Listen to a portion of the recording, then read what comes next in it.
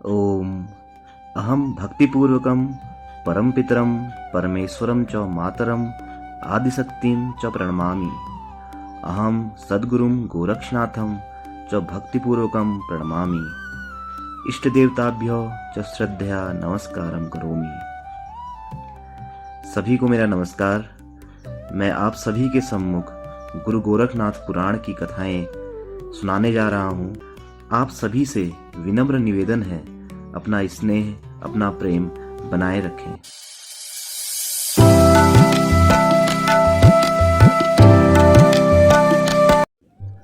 द्वापर युग अंत की ओर है, कलयुग का प्रारंभ होने वाला है।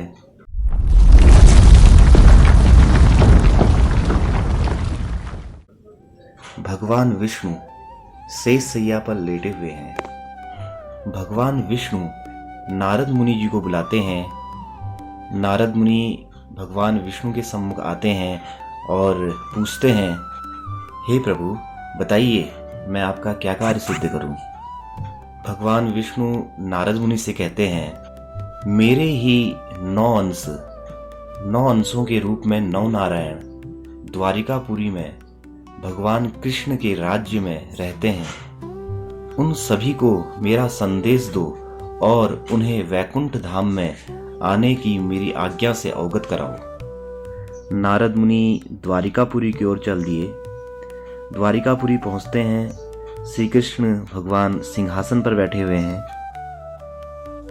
नारद मुनि श्री कृष्ण भगवान को शीश नवाते हैं और भगवान विष्णु का जो आदेश था वो उन्हें बताते हैं।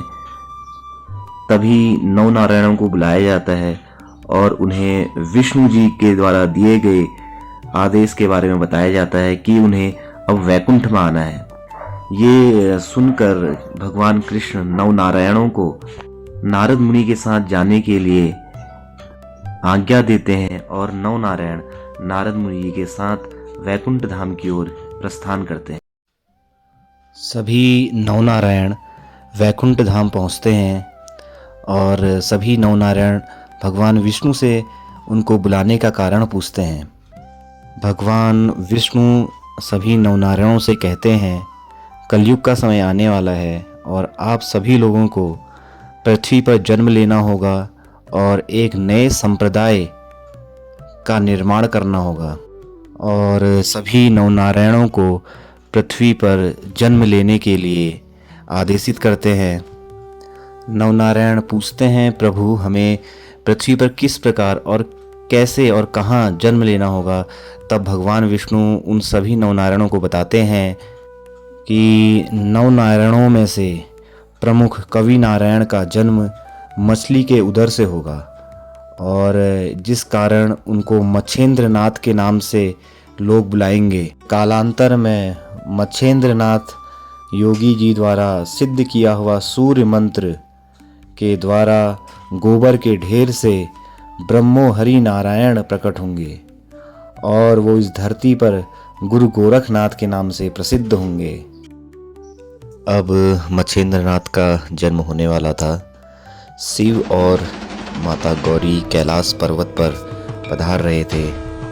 तब माता पार्वती शिव जी से पूछती है, आप किस मंत्र का जाप करते हैं। शिव जी बोले, यह एक गोपनीय रहस्य है, तो जिसके लिए एक एकांत जगह की आवश्यकता होगी।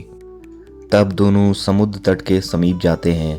वहाँ मछली, जिसके गर्भ से मच्छेंद्रनाथ जी का अवतार होने वाला था, वो भी उस समुद्र के तट पर स्थित होती है।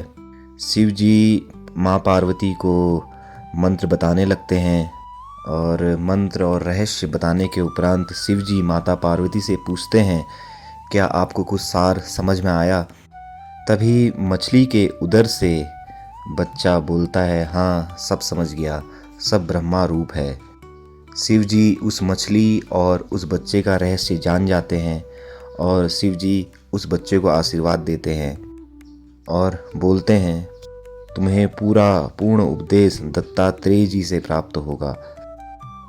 कुछ समय बाद मछली अपना अंडा समुद्र के तट पर दे देती है और वापस समुद्र की ओर चली जाती है और वहीं एक बगुला अपनी चोंच से अंडे को फोड़ने का प्रयास करता है, परंतु अंडे के अंदर से बच्चे की आवाज़ सुनकर वो डर के वहाँ से भाग जाता है। कुछ समय बाद कामिक नाम का मछुआरा समुद्र के तट पर मछली मारने के उद्देश्य से आता है और वहाँ पर अंडे में बालक को देखकर वो चकित हो जाता है।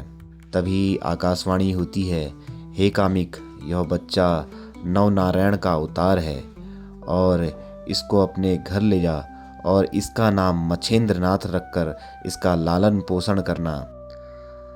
कामिक नाम का मछुआरा उस बच्चे को लेकर अपने घर जाता है और अपनी पत्नी, जिसका नाम सार दत्ता होता है, उसको सब कहानी बतलाता है। तब खुश होकर उस बच्चे को नहला धुलाकर, कपड़े पहनाकर झूले में सुला देती है और उस बच्चे का लालन पोषण करने लगती है। समय बीतने के साथ साथ जब मच्छेंद्रनाथ 5 वर्ष का हो जाता है तो उसके पिता कामिक उस बच्चे को एक दिन मछली पकड़ने के लिए समुद्र के तट पर अपने साथ में लेकर आते हैं।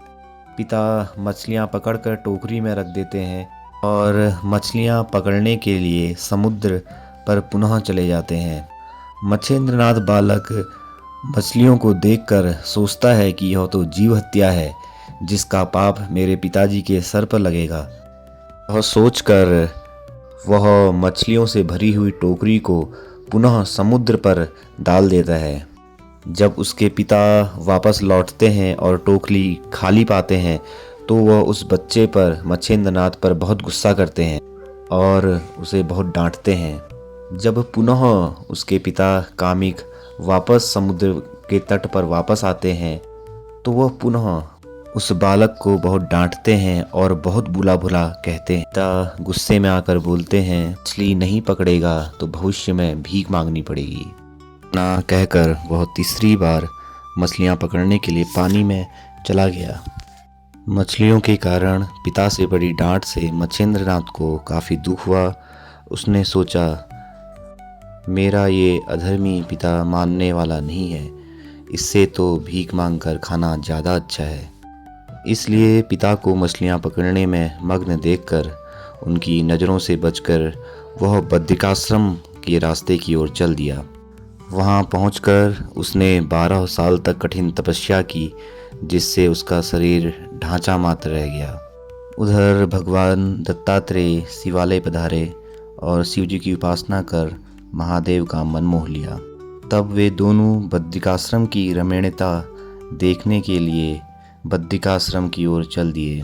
वन में विहार करते हुए जब वे भागीरथी के तट पर पहुँचे तभी उनकी एकाएक दृष्टि तप करते हुए मच्छेंद्रनाथ पर पड़ी।